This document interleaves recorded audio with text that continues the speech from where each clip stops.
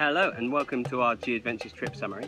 We did a 12-day G-Adventure, Laos and Thailand on a shoestring. For those of you who aren't familiar with G-Adventures, they're an up-close and personal travel company. They do a lot of stuff for young backpackers that's very fast-paced, but then they do stuff for older people as well. So the cost of this trip that we did is about £875 per person. This includes all of your basic accommodation, your transport, and breakfast usually in most accommodations, as well as a few included activities. So we had free time exploring the city of Hanoi, had some local food. We visited the temple of Ho Chi Minh, who was the president of Vietnam, who famously reunited the north and south of Vietnam. We ended up wandering further away than we thought. We went into the kind of non-touristy area of the town. Hello, doggy. My puppy's just... Hello. Hello. You're going to ruin our shot, so you cute. are. Look at you. We're doing a shot here and you've ruined it. You've ruined our shot. Okay, you can Okay, you can stay. Okay. And we're off again. Okay. Carry on. Okay. We ended up wandering a bit further away than we thought, into the kind of non-touristy area. We saw some interesting things, like a man getting his hair cut on the side of the street, as you do. We had some interesting local food. And we ended up getting scooter taxis back to our hotel. It was scary. And at 6 o'clock, we met our G-Adventures group. Jack took us out for our first dinner, had some local cuisine before going to a bar for just one drink.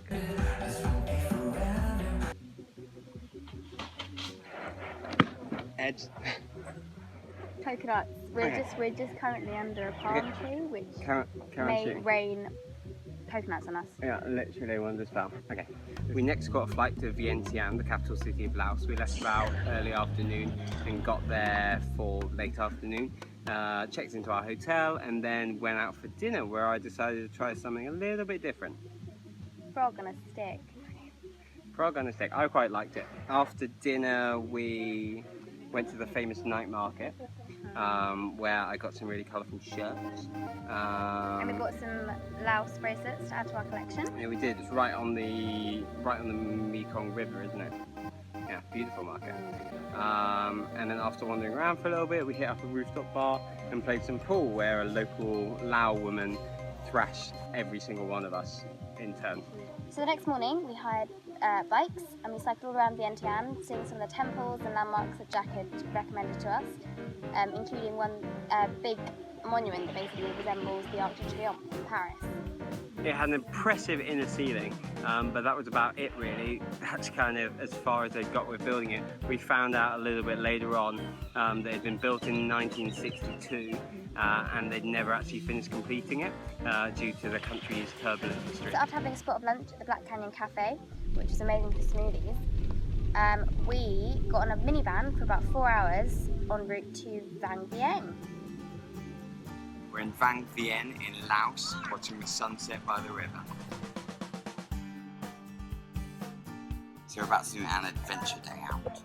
Vang Vieng has an interesting history. Legend has it that in 1356 AD, the body of the deceased king was seen floating down the river. Nearly 700 years later, and the bodies keep coming. Why? Okay, so in early 1990s, communist-run Laos opened up the town, and it first owned its place on the so-called Backpackers Banana Pancake Trail. By 2002, tubing came in, which is originally the sport basically getting in a tyre and floating down the river. Now it's kind of inflatable tyres. And this became really popular, meandering down the Namsong River. Within a few years, the scene had exploded. There were wooden bars open on the side of the riverbanks, enticing tubing customers to come in with throbbing party music and free shots and the local Lao Lao whiskey. In 2011, after 27 travellers had died just that year alone from getting drunk and falling off and drowning, or swinging from swings and sort of hurting themselves on the rocks, Laos had to cut down on this, and now it's a lot more controlled, a lot more tame. It still has a lot of its heritage, but it's not the kind of crazy party scene that it once was. So we had another early start the next morning, around 7 a.m. and we got a 6-hour bus journey all the way up to Luang Prabang.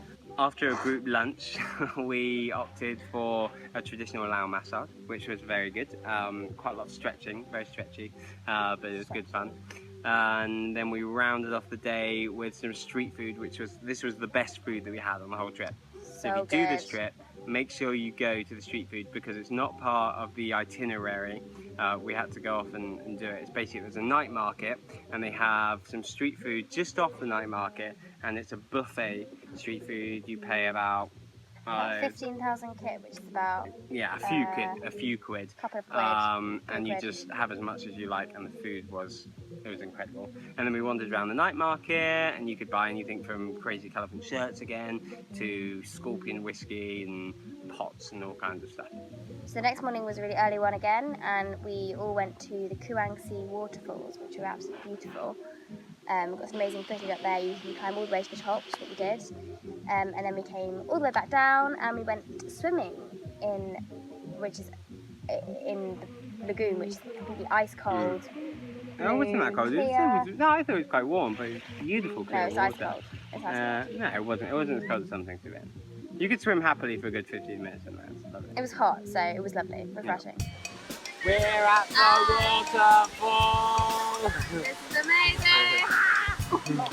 There are fish biting our feet! There's a fish! So after a nice refreshing dip, we headed back to our hotel, and then we went into town, and we decided in the centre of town, there's it's a big hill basically called Mount Fussy, and we decided we will climb Mount Fussy, because if you go up there you can get a really nice view of the sunset if you go up there at the right time. So we headed up there to catch sunset. Really gorgeous views, it is amazing, but it is quite a tourist spot. There were a lot of people up there. It's pretty busy. You have to kind of fight for a space, but it was good. Next morning again was another early start. I feel like all I'm saying is early start. And we started our 2-day journey up the Mekong River, which is beautiful and really peaceful. It's basically just a cruise for 2 days up a river. Yeah. As that's what it is. Yeah, you got to remember to bring a book on that one. Yeah. That's all you do.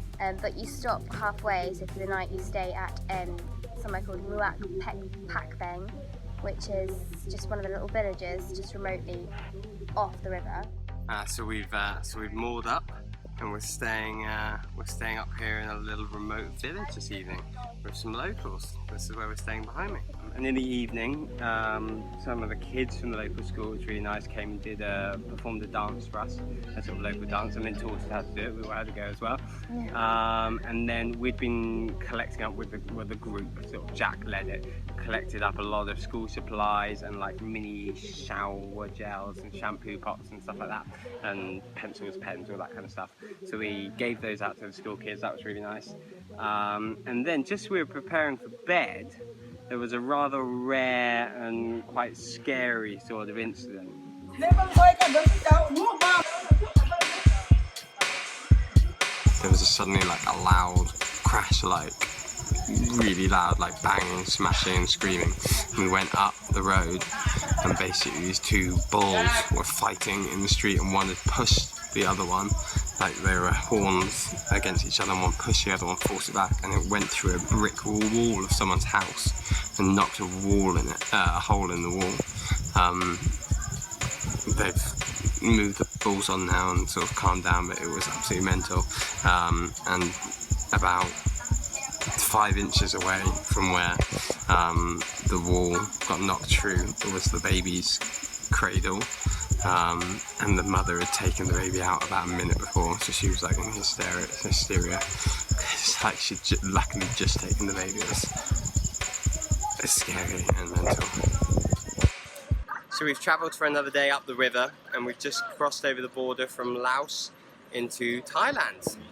We stayed overnight in Chiang Mai, went out for dinner, and that was kind of it really. We're en route to Chiang Mai, so it's just a stop overnight. So the next day we continued en route to Chiang Mai, and we stopped over at the White Temple, which is a privately owned art exhibit in the style of a Buddhist temple, designed to be an offering to the Lord Buddha. The construction works are ongoing, but then they're not expected to be completed till 2070. Some of the people there also said that it was kind of designed never to be completed. That was kind of part of the idea of the work. It's constantly evolving and adapting. It was an interesting place to visit.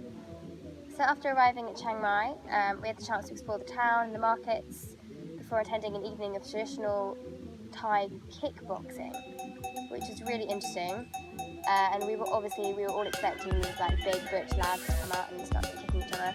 But instead 10 to 12-year-old kids came out and started fighting, and they were pretty damn good at it. Yeah, but we all found it a little bit shocking. It was a bit weird to see it. I know they have to train young, but I'm sure it happens in the UK, but you just don't see it, I guess.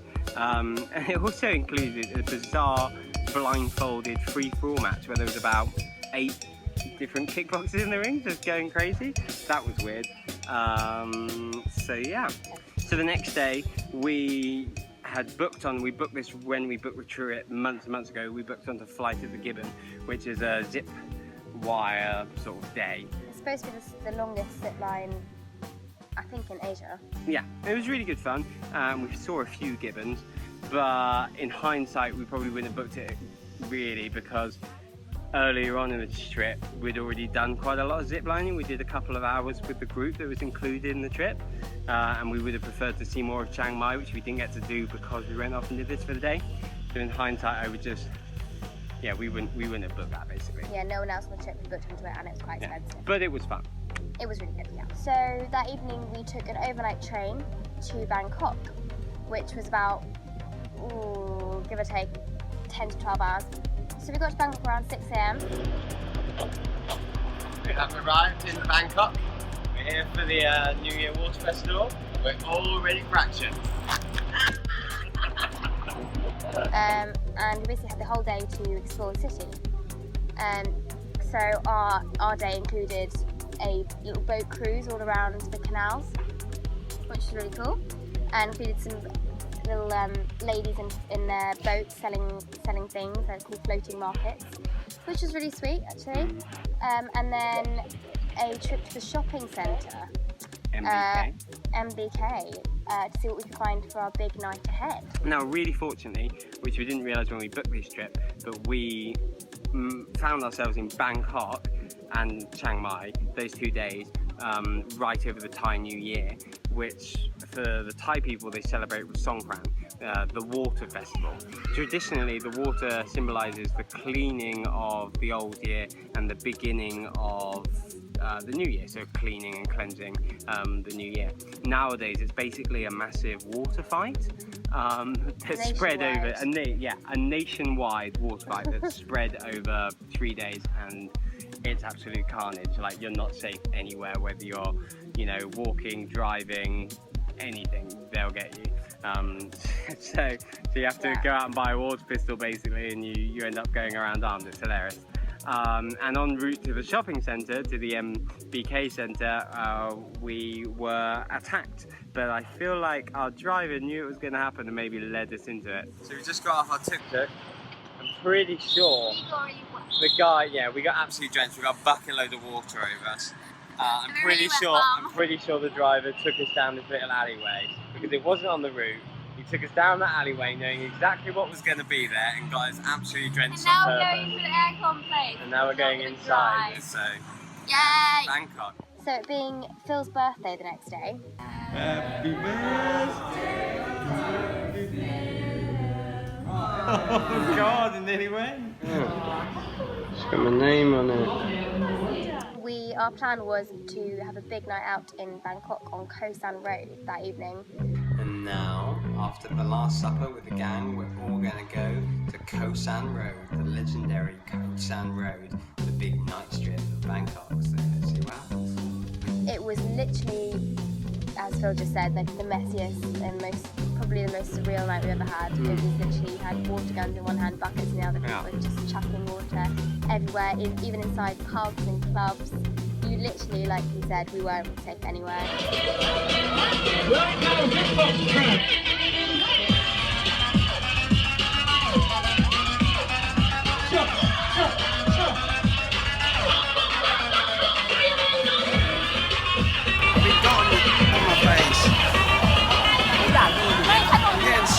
Everywhere. I've lost the other guys. Here they are! Fucking madness! Oh, we found them! Yay! Get in! Get in! Everyone get in! Everyone get in!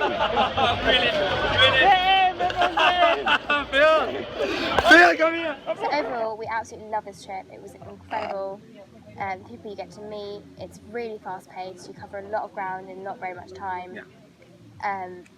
And you just, our leader was incredible. Jack was so great. He was one of our, we left being really good friends. He's already invited us to Cambodia to visit his school. So yeah, it's really, really good. And the best thing about traveling with G Adventures is you do really get personal with the kind of places you're visiting. And G Adventures is a really good company for supporting local communities and kind of social change.